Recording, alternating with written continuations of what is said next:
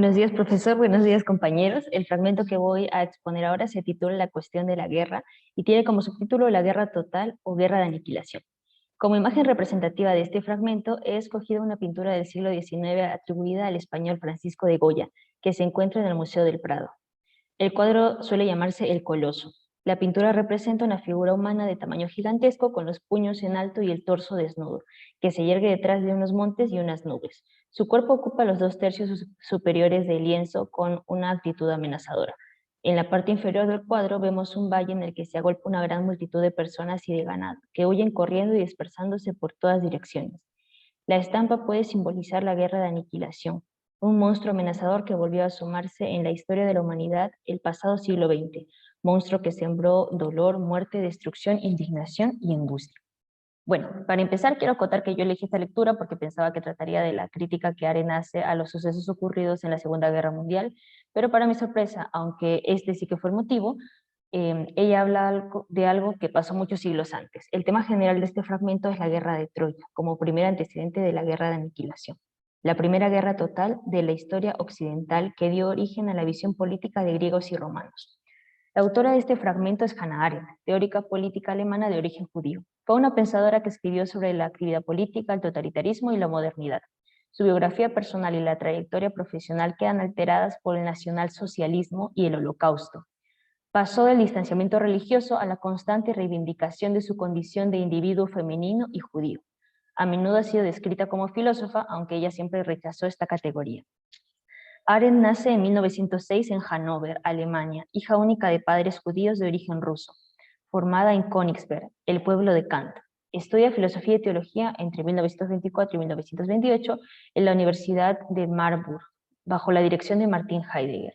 En 1929 publica su tesis dirigida por Karl Jaspers, El concepto del amor en San Agustín.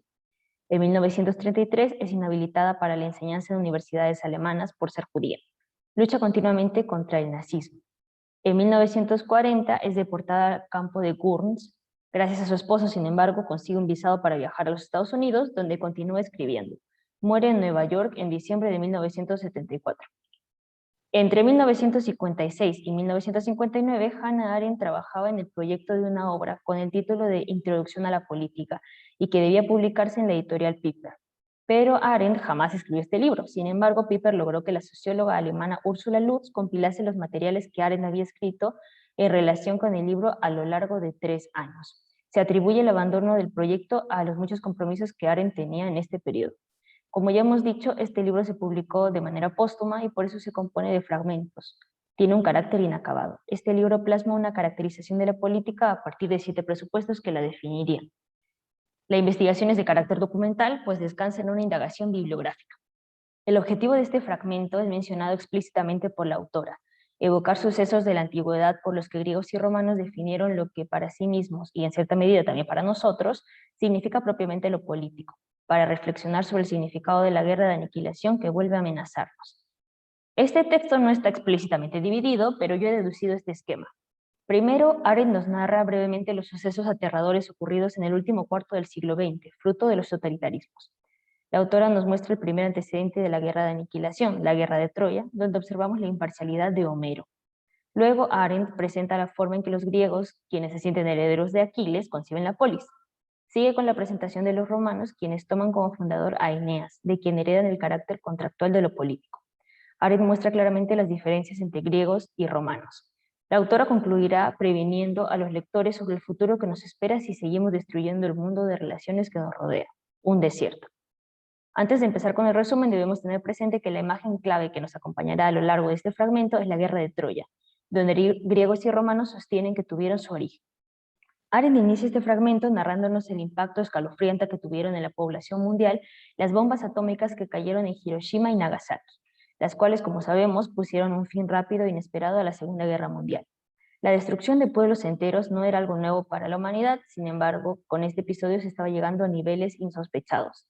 Hasta ese momento habíamos sido espectadores de cómo el poder destruir y el poder producir equilibraban la balanza. El hombre puede destruir y construir de nuevo en una progresión necesariamente catastrófica.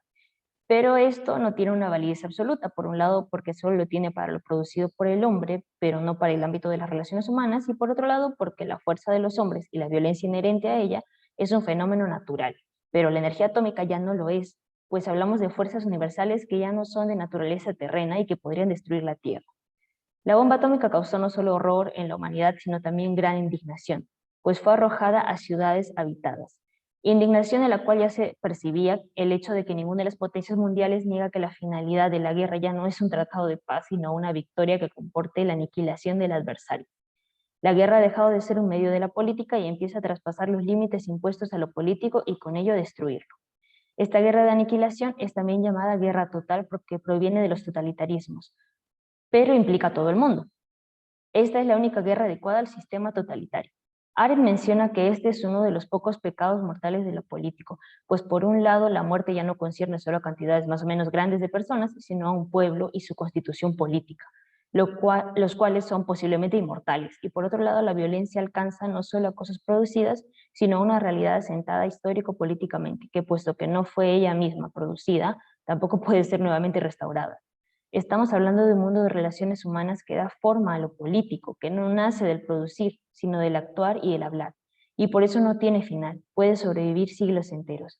Solo puede liquidarlo definitivamente la violencia cuando es total. Arendt nos dice que ha sido ineficaz el intento de las teorías políticas de Occidente por excluir del arsenal de los medios políticos la guerra de aniquilación. Pero esta moralidad que el hombre se impone se confirma al tratar de embellecer las guerras con la poesía, como lo hizo Homero en la Edad Antigua, con la guerra de Troya, la cual valió a griegos y romanos como comienzo de su existencia histórica. Esta guerra de los griegos contra Troya, la cual finalizó con una aniquilación tan completa de la ciudad que incluso se ha dudado de su existencia, es considerada el ejemplo más primigenio de guerra de aniquilación. Mediante la estilización de esta guerra, griegos y romanos definieron lo que para sí mismos significa propiamente la política, así como el espacio que ésta debe ocupar en la historia. Es de decisiva importancia que el canto homérico no guarde silencio sobre el hombre vencido, que dé testimonio tanto de Héctor como de Aquiles. Así, en el sentido de la memoria poética e histórica, la aniquilación puede ser reversible, pero los esfuerzos griegos por transformar la guerra de aniquilación en una guerra política no fueron más allá de esta salvación retrospectiva que Homero poetizó. La polis se formó alrededor del ágora, lugar donde lo propiamente político se centraba en el hablar, no en la violencia. La guerra fue excluida por completo de lo propiamente político, porque en ella se suprime la igualdad de los ciudadanos. El canto homérico tuvo dos efectos sobre el desarrollo de la polis griega. Uno es esta exclusión de la violencia del ámbito político, el otro es el concepto de la lucha como el modo superior de convivencia humana, lo que se denomina espíritu agonal de los griegos, el empeño de ser siempre y en todas partes el mejor. Así la guerra concede a unos y a otros la oportunidad de manifestarse totalmente. Ahora bien, lo que en Homero parece todavía casi indiferenciado, la potencia violenta de las grandes gestas y la fuerza de las grandes palabras, a nosotros se nos presenta ya claramente dividido en la polis misma entre las competiciones y los debates. En estos últimos lo importante es el hablar y ya no se trata de dos bandos, sino que hablamos de una multiplicidad infinita, donde un asunto puede aparecer en su plena realidad. Esto solo es posible en el espacio político público, donde la facultad de ver los temas de distintos lados es algo constitutivo. Este es el auténtico comportamiento político de los ciudadanos de la polis, que presuponía un tipo de libertad que en su figura más elevada es la fronesis, el discernimiento del hombre político, obtener y tener presente la mayor panorámica posible sobre las posiciones y puntos de vista desde los que se considera y juzga un estado de cosas. Esta es la virtud política cardinal para Aristóteles y la capacidad política kantiana por excelencia. Es también importante tener presente que esta libertad de lo político depende de la presencia e igualdad de derechos de los muchos y que no tiene nada que ver con nuestro libre albedrío. La libertad no nace en el individuo, nace en la polis, entre hombres iguales. En el pensamiento griego la libertad estaba delimitada espacialmente por el ágora. De este modo, la libertad no se da con extranjeros, que no eran hombres políticos, ni con la familia, pues si uno se queda en el ámbito familiar, está privado de algo que nos humaniza. Volviendo a lo anterior, parece que los griegos hubieran separado la lucha de lo guerrero militar, haciendo así de la lucha una parte integrante de la polis, y que hubieran asignado a sus poetas e historiadores la preocupación por la suerte de los vencidos. De ahí que para la tipificación del hombre griego en la polis fuera determinante la figura de Aquiles, el constante impulso por ser siempre el mejor de todos. Ahora la autora pasa a hablarnos de los romanos, citando mucho a Theodor Mommsen, un referente clásico en temas de historia romana, y en especial del derecho romano. Bueno, ellos se tenían por hijos de Eneas y descendientes de los troyanos. Por lo tanto, derivaban su existencia política de una derrota, a la que siguió una renovada fundación de algo antiguo. Así se trataba de anular la derrota de Héctor y la aniquilación de Troya. Pero lo decisivo no es esto, sino que en la repetición de la guerra troyana sobre suelo italiano, las relaciones del poema homérico se invierten, cuando Eneas, al ser el vencedor frente a Turnus, no destruye a su pueblo. Pero de esto hablaremos más adelante. Ahora bien, parece que a la ambivalencia e imparcialidad poética y espiritual del poema homérico le secundara la plena justicia para los vencidos, pero no por parte del juicio de la posteridad, sino por parte del transcurso histórico mismo.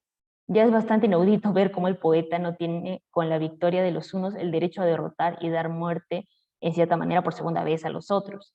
Pero el ver que esto también ocurrió en la realidad nos hace pensar que en el comienzo de la historia occidental hubiera realmente tenido lugar una guerra, que forzó la aparición de un único proceso en sus dos caras originariamente reversas. Así, solo desde esta óptica romana podemos entender la guerra de aniquilación y por qué ésta no puede tener ningún lugar en la política, pues siempre es necesaria una pluralidad de puntos de vista para hacer posible la realidad y garantizar su persistencia. El mundo solo surge cuando hay diversas perspectivas. Si un pueblo es aniquilado, no muere únicamente mucha gente, sino una parte del mundo. Por eso la aniquilación afecta también al aniquilador, el mundo por él conocido. Cuantos más pueblos haya en el mundo, más rico será este. Cuantos más puntos de vista hay en un pueblo, más importante y abierta será la nación. Así, citando a Arendt, solo puede haber hombres donde hay mundo, y solo hay mundo donde la pluralidad del género humano es algo más que la multiplicación de ejemplares de una especie. Por eso es tan importante que la guerra de Troya, repetida sobre suelo italiano, no finalizara a su vez con una aniquilación de los vencidos, sino con una alianza y un tratado de paz, lo que para ellos es la continuación natural de toda guerra. Esto nos muestra cómo incluso el encuentro más hostil entre hombres hace surgir algo en adelante común entre ellos, un estar juntos distinto. Así pues, el tratado y la alianza como concepciones centrales de lo político no solo son históricamente de origen romano, sino esencialmente extraños al ser griego. En este punto de la lectura, Arendt comienza a mostrar la distancia que separa griegos y romanos y que yo he resumido en este cuadro que iré explicando. En el caso de los romanos, la política surgió precisamente allí donde ésta tenía para los griegos sus límites y acababa. La guerra fue el inicio de la existencia política de los griegos, pero en la medida en que estos al luchar permanecían ellos mismos y se unían para asegurar la conservación definitiva y eterna de la propia esencia. En el caso de los romanos, esta misma lucha les permitía conocerse a sí mismos y al antagonista, obteniendo un nuevo ámbito político en el que los enemigos de ayer se convertían en los aliados del mañana. El tratado que vincula a dos pueblos garantiza la pervivencia de un mundo nuevo. Esta es la solución que los romanos dan a la cuestión de la guerra y es también el origen del concepto de ley en su pensamiento político. Para ellos, la lex es un vínculo duradero que une a los hombres entre sí a través de un acuerdo y convenio mutuos que sigue a la guerra violenta. Así observamos el carácter contractual de su ley que correspondía al ámbito de lo propiamente político. En Roma, la ley es un tratado entre dos partidos en lucha, patricios y plebeyos, que requería el consentimiento de todo el pueblo. La res pública o república, que surgió de este tratado, era el espacio intermedio entre los rivales de antaño. Para la noción griega, la ley es prepolítica, porque es constitutiva para toda posterior acción política y contacto político de unos con otros. Esta determina la fisonomía de sus habitantes. Es una muralla dentro de la cual se abre el espacio de lo propiamente político, en que los muchos se mueven libremente. Se trata de trazar fronteras y no de lazos y vínculos. Ha surgido de la producción y por eso, al no ser algo natural, contiene lo que de violento y violentador tiene todo producido. Las leyes son los señores y comandantes de la polis, padre y déspota a la vez, pues engendraban a los ciudadanos y por eso les correspondía la educación de ellos. Así el ciudadano libre de la polis era frente a la ley hijo y esclavo. La ley le servía para tender un puente de una comunidad política a otra.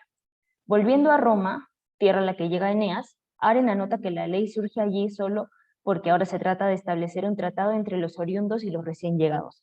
Roma es así el único pueblo que derivaba su propia existencia histórica de un tratado. Podríamos decir que la política de los romanos empezó como política exterior, lo que para los griegos era absolutamente extrínseco a la política. También para los romanos el ámbito político solo podía surgir y mantenerse dentro de lo legal, pero este ámbito nacía y crecía allí donde distintos pueblos coincidían. Así se entiende la clemencia romana, el buen trato que daban a los vencidos. La autora señala aquí el episodio en que Roma destruyó a Cartago, pero piensa que esta no es ninguna objeción al primer principio de no aniquilar jamás. Los romanos intentaron justificar esto diciendo que era un gobierno que nunca cumplía su palabra y nunca perdonaba, pero lo romano hubiera sido dejar subsistir a la ciudad enemiga como contrincante y saber que la existencia del adversario debe ser tratada con benevolencia y su vida perdonada. En el caso de Cartago se demostró que el principio del tratado tenía sus límites. Roma organizó con tratado de los países del mundo. De esta confederación surgió la sociedad romana, una asociación y relación entre socios. Aren dice que los romanos nunca aspiraron a ser un imperio, sino una sociedad de alianzas infinitamente ampliable. Fueron un imperio contra su voluntad y sin que sintieran ningún afán de poder. En lo que Roma fracasó en el caso de Cartago fue que lo único posible entre ambas hubiera sido como máximo un tratado entre iguales, lo que quedaba fuera de las posibilidades del pensamiento romano. Ahora bien, a la acción, porque por esencia establece siempre relaciones y vínculos, le es propia una desmesura, una insaciabilidad. A esta tendencia a lo ilimitado se enfrenta el nomos griego, circunscribiendo la acción a lo que pasa dentro de una polis. Solo así la acción es política, es permanente. La ley se enfrenta a la fugacidad. Los griegos pagaron con la incapacidad de formar un imperio esto. Toda la Hélade sucumbió por este nomos griego, mientras que los romanos fueron víctimas de su ley, que los llevó a alianzas ilimitables y pagaron con la pérdida de la imparcialidad greco-homérica. Griegos y romanos fracasaron. En cierto sentido, podría decirse que los griegos, que aniquilaban a sus enemigos, fueron históricamente más justos y nos transmitieron mucho más sobre ellos que los romanos, pero también lo específicamente moral en la derrota, en realidad lo comprendieron los vencedores romanos. El concepto de una política exterior es de origen exclusivamente romano, y solo ella genera el mundo occidental como mundo, pues hasta los tiempos romanos fueron muchas las civilizaciones extraordinariamente ricas y grandes, pero nunca hubo entre ellas un mundo sino un desierto. Cada ley crea un espacio en el que entra en vigor y este espacio es el mundo en el que podemos movernos en libertad. Lo que queda fuera de él es un desierto. Es esencial a las amenazas de la política interior y exterior de los totalitarismos que hagan desaparecer de ella lo propiamente político. Si las guerras son otra vez de aniquilación, entonces ha desaparecido lo específicamente político de la política exterior desde los romanos, y las relaciones entre los pueblos han ido nuevamente a parar a aquel espacio desprovisto de ley y de política que destruye el mundo y engendra el desierto. Pues lo aniquilado en una guerra así es mucho más que el mundo del rival vencido, es el mundo sobre la tierra, el mundo de relaciones que surge de la acción, mucho más difícil de destruir que el mundo producido de las cosas. Así la ley del desierto ocupará el lugar de las leyes de la política y se desencadenará procesos desiertizadores que no podrán detenerse antes de arrastrar a la ruina a un mundo entero con toda su riqueza de relaciones. Para empezar con la valoración de este texto, considero importante reconocer dos cosas. Primero, que es un fragmento, así que no le podemos pedir lo que no le compete. Y segundo, que pertenece a un libro que jamás se terminó de escribir. Por eso no podemos pedirle a Arendt que agote aquí todo lo que significa la política o la guerra, pues este es un libro de carácter fragmentario. Por otro lado, puede decirse que ella estudia la guerra de Troya por dos motivos, porque descubre ahí dinámicas humanas que le permiten reflexionar sobre el carácter antropológico, más allá de los episodios concretos, y porque ahí captamos un intento de embellecer la guerra, no solo histórica, sino narrativa y poéticamente. Pero creo que podemos hacer una pregunta válida a este estudio que ella hace. Si esto es legítimo, si es pertinente, si es correcto tomar un hecho ocurrido hace siglos para explicar algo en la modernidad, sabiendo lo mucho que ha cambiado el mundo desde entonces. De todos modos, sabemos que el pensamiento arentiano mantiene un estrecho vínculo con la cultura clásica. De hecho, la lengua y la cultura grecolatinas desempeñaron un papel fundamental durante la formación de Hannah Arendt. El mundo antiguo marcó todo su recorrido intelectual, pero Arendt no es historiadora ni política, sino filósofa, aunque ella no se considere así. Entonces puede que haya considerado demasiado un episodio histórico para tratar de explicar la actual guerra de aniquilación a la que nos enfrentamos. Ahora bien, adentrándonos al mismo texto, observamos también que Arendt intenta ser objetiva al hablar de griegos y romanos. Explícitamente dice en el texto que quiere dejar de lado toda moralidad, quizá queriendo imitar la imparcialidad homérica, pero a la hora de la hora tiene mucha condescendencia con los romanos. Yo diría que incluso los idealiza un poco. Esto lo veo manifiesto en que ella dice que los romanos fueron un imperio contra su voluntad y sin que sintieran ningún afán de poder.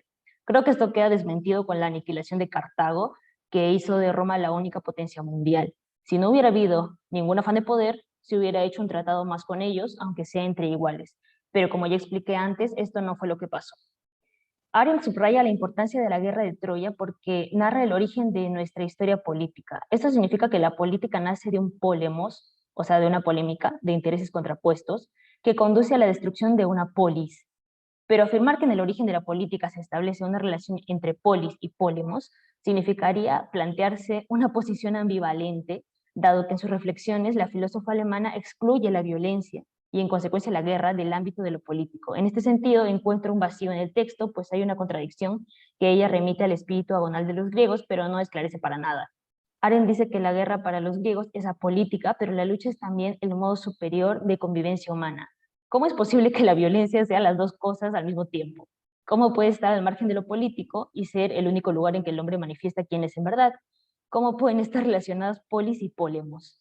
Son preguntas que se pueden haber hecho a la posición quizá inconscientemente ambivalente de Arendt. Otra cosa que deseo recalcar de este texto es que al hablar del discernimiento del hombre político, Arendt menciona un límite en el postulado del imperativo categórico de Kant. Creo que no podemos llamar a Arendt kantiana, pero hay que decir que ella toma mucho de esta filosofía.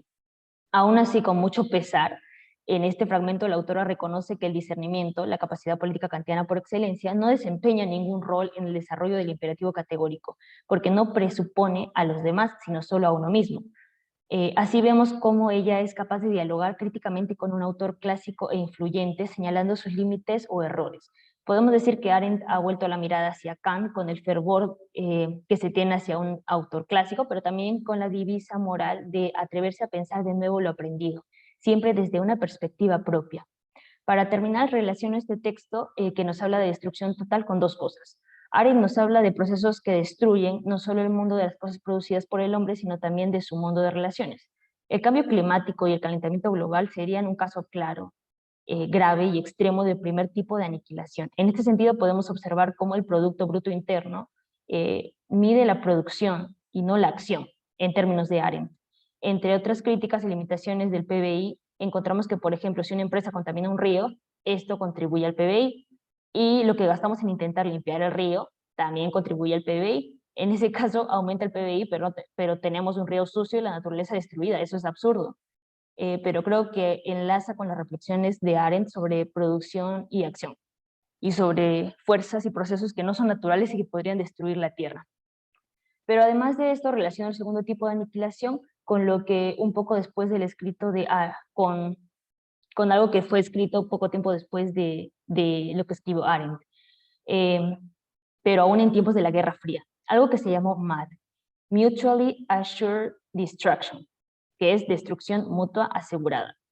O sea, la situación en que un ataque nuclear de Estados Unidos o de la Unión Soviética llevaría a una guerra de destrucción total para todos los contendientes. Paradójicamente, durante toda la Guerra Fría, la capacidad MAD nucleada en torno a estos países mantuvo una precaria paz helada por la discusión que que este potencial acarreaba consigo. Esto, aunque sea cierto, no deja de ser una locura. Y esto es algo curioso del nombre de esta doctrina concebida por John von Neumann, porque mad en inglés significa loco. Bueno, ahora pasamos a decir las conclusiones. Número 1. Si perdemos la memoria histórica, repetiremos errores del pasado, pero de manera incluso más catastrófica y global. Es importante hacer una reflexión crítica sobre el pasado y la sociedad, además de tratar de evitar que esos crímenes vuelvan a ocurrir en el futuro. 2.